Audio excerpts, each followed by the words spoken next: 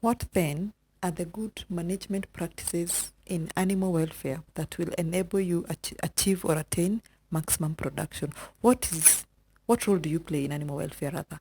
Or how do you come in and ensure that animal welfare goes hand in hand with other practices or what you're doing in the farm? Number one is your farm personnel. Who is it that you have hired to work for you or who is working with you? How well informed are they when it comes to animal welfare or animal husbandry? The people you work with or your farm hands should be well trained and informed on matters to do with animal husbandry and what you expect to achieve as your farm goals. We are not saying that they should be veterinary experts per se, but overall, they should be people who are informed and understand what animal husbandry is and what is expected in the farm. That way, they are also able to implement the 5 freedoms that we have discussed earlier when it comes to either your herd or your flock or whatever animals that you're keeping in the farm. Because lack of information is what makes us not do things right. But when we make sure that the people we work with have the information or rather understand even what animal welfare is, then of course at the end of the day we are going to enjoy because we are going to have good and positive productivity from whatever engagement we have in livestock husbandry. The other good management practice that you can enhance in your farm is animal health. Animals must be maintained in good body condition. Practicing management practices like disbudding, debaking, dehorning, and so many others. Ensure that you do this with the help of your veterinary experts. Don't just go in and do it yourself without the know-how, but engaging the experts and making sure that these things are done correctly. If animals are sick, then engaging the veterinary doctor to come and attend to them so that they get better and go back to production. So overall animal health for your animal is very important. And you can't do this if the animals are sick, you need to engage the experts to come and assist you. So always having a vet on call is very important for you as a farmer because they will guide you. They will also show you the direction to go or what you need to do when certain issues arise around your farm. The other management practices we're going to look at is vaccination protocols, vaccination schedules.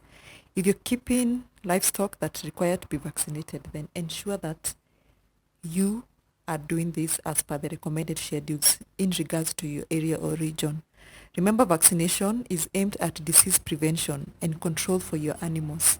If we prevent diseases, then that means we'll keep at production and we are going to reduce the costs of our production. Why? Because you're not going to be giving antibiotics and so many anti-stressors.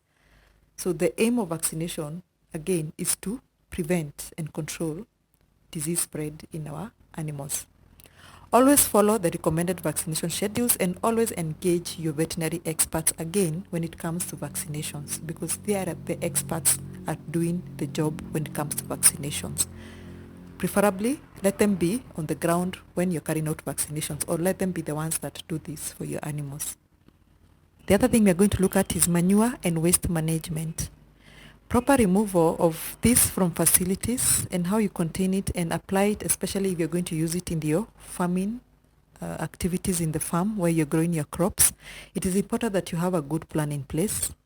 You should be able to prevent feed, water, and environmental contamination. Why? Because manure could harbor diseases and pests that could come back to haunt our animals and cause diseases and infections. So have a good plan in place so that as you remove the manure, who is doing it and how it's done so that there is no contamination whatsoever with the feed and water, and that even the person doing it does it in a correct manner. And especially again, if you're going to use this manure probably for biogas production, where are you going to contain it for this process? Very important. That's why I'm saying having a good plan in place is key. How about feed, water, and nutrition?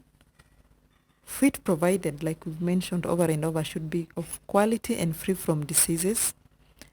It should be properly balanced.